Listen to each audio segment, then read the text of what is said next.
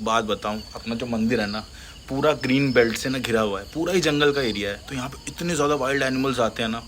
7:30-8 बजेंगे तो आपको सियारों की आवाज़ आ जाएगी। मॉर्निंग में अगर आपकी किस्मत अच्छी रही, सुबह सुबह अगर आप उठे हो, कभी फिशिंग विशिंग करने जा रहे हो, फिशिंग कैट्स आप मतलब साइट इन कर लोगे। कुछ दिन पहले पाम सिविट होता है ना, अपने स्टोर रूम है इधर जहाँ पे अपनी बाइक वाइक रखते हैं, स्टोर रूम के अंदर से पाम सिविट निकला।